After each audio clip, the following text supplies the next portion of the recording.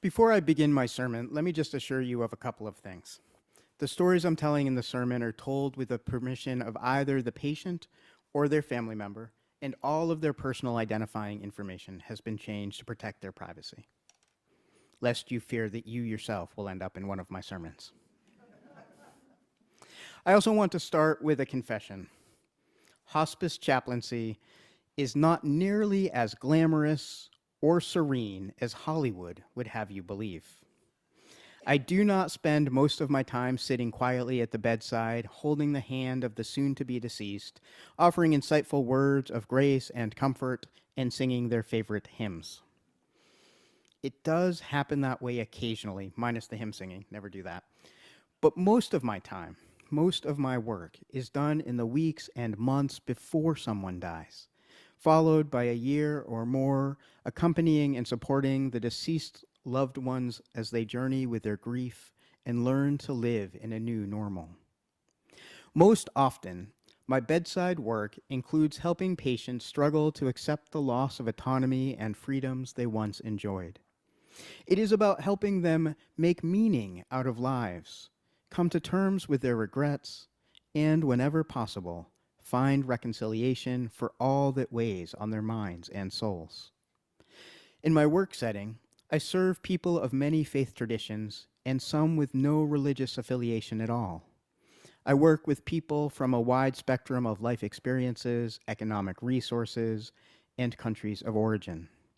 Within all of this, I have found that there are some common themes among those who are aware that they are approaching their deaths.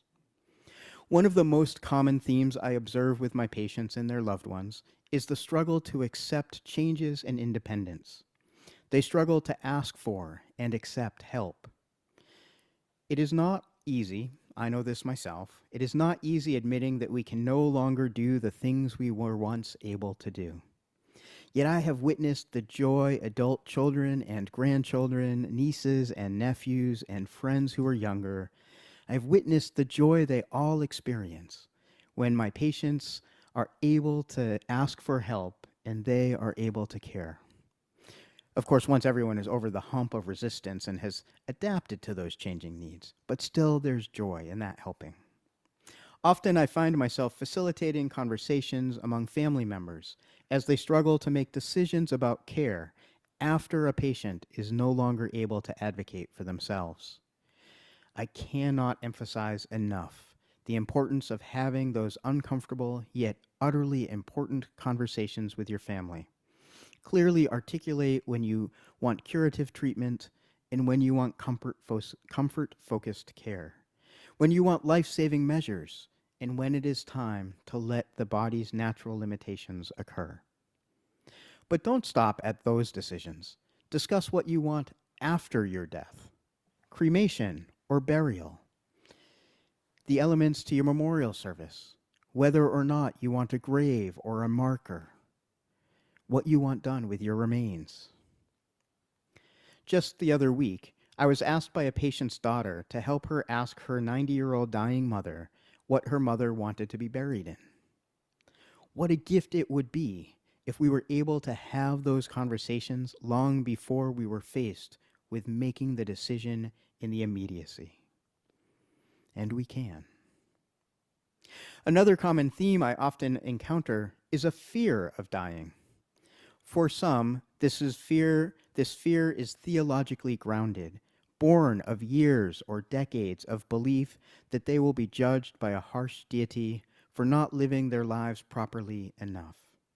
In those moments, I am thankful that our own Universalist theology reminds us of God's grace and love, that heaven and hell are what we create here on earth, and not destinations we will be sent to after judgment is placed on our lives.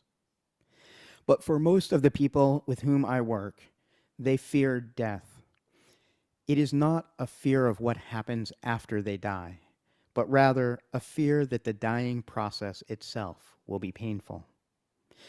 Because it is not something most of us experience more than once, we can only imagine what dying might be like. And the human imagination has an amazing capacity to bring forth the worst possible fears and options and imaginings. Thus, many are left fearing dying. One of the blessings of hospice care is that we have figured out how to keep people physically and medically comfortable at the end of life.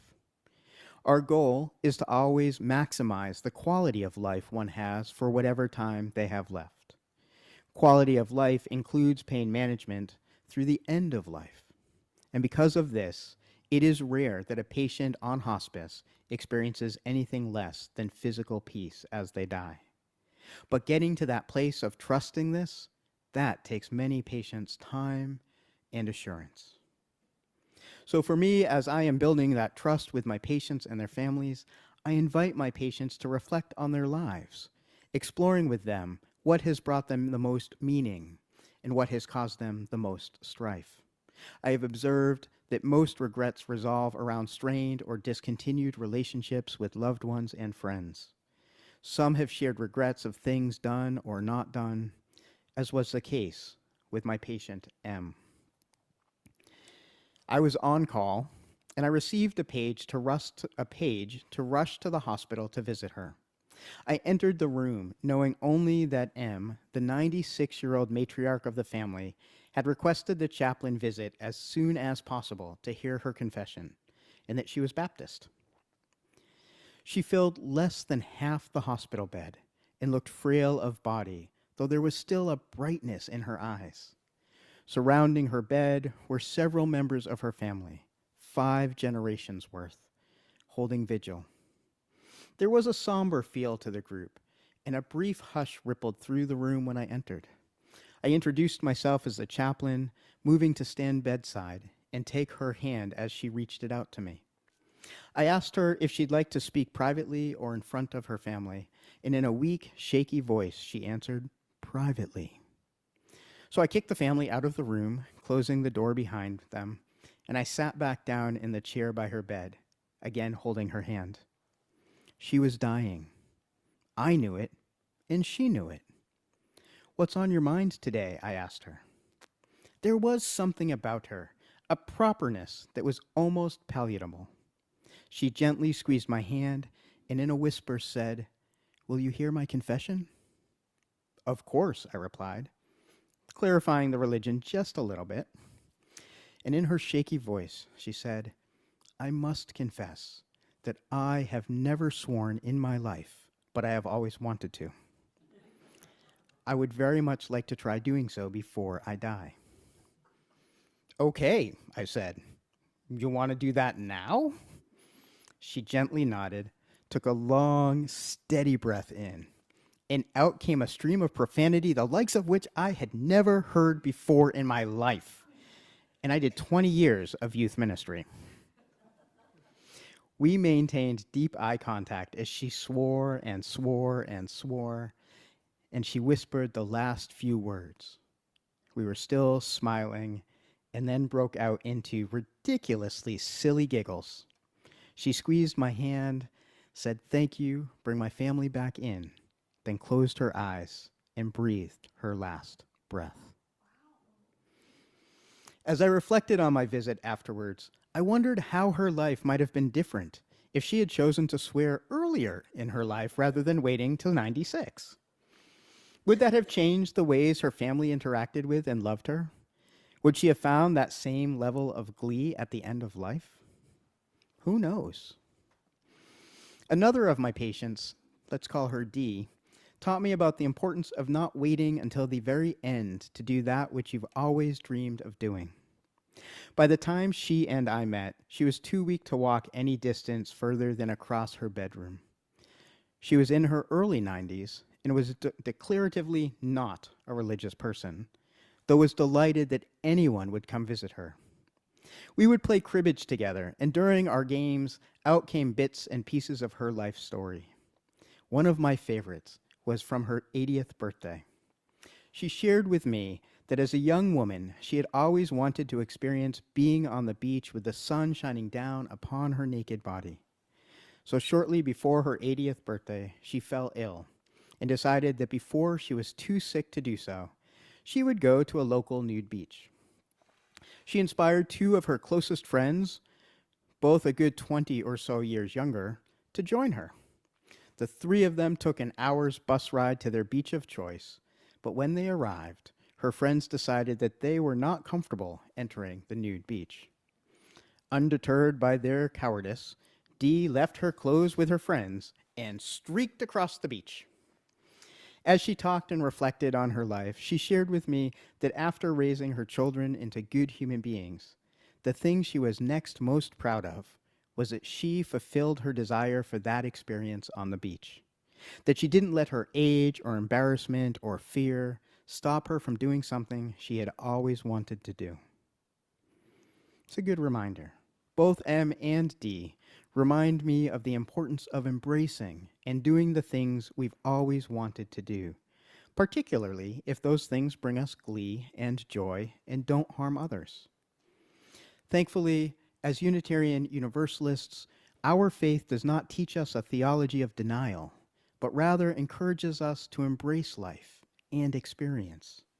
It reminds us that the here and now are important, just as how we treat one another is important. The story I told this morning reminds us of the importance of bearing witness, that even in the moments when we can't do something tangible like fix a bicycle or prevent someone we love from dying, we can still be there with and for them. We can accompany them on the final segment of this remarkable journey we call life. In the 1991 Skinner House Books Meditation Manual, Been in the Storm So Long, Unitarian Universalist minister, the Reverend Mark Morrison Reed, offers us a wonderful theology of living and dying. He writes, "We are all dying, our lives always moving toward completion. We need to learn to live with death and to understand that death is not the worst of all events. We need to fear not death, but life. Empty lives, lonely, loveless lives, lives that do not build upon the gifts that each of us has been given, lives that are like living death, lives that we never take the time to savor and appreciate, lives in which we never pause to breathe deeply. What we need to fear is not death," he writes, "but squandering the lives we have been miraculously given. So let me die laughing, savoring one of life's surprising moments. Let me die holding the hand of one I love and recalling that I tried to love and was loved in return. Let me die remembering that life has been good and that I did what I could. But today, just remind me that I am dying so that I can live, savor, and love with all my heart." I love that. The inevitable end of life is death. It is not something that need to be feared, but rather embraced as the conclusion of a life lived well.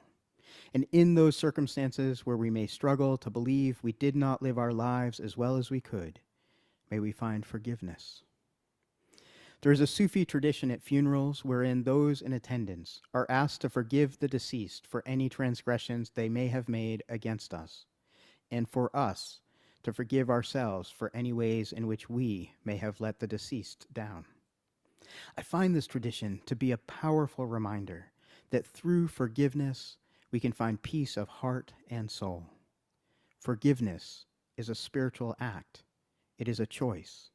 It is an invitation to restoration and release. While there may be some actions that you feel are unforgivable, in my experience, finding our way to forgiveness leads us towards inner peace, which in turn can help us face our own life and death without fear and anger.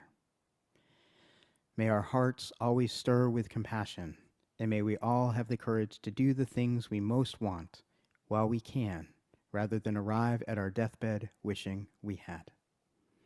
May it be so. Amen.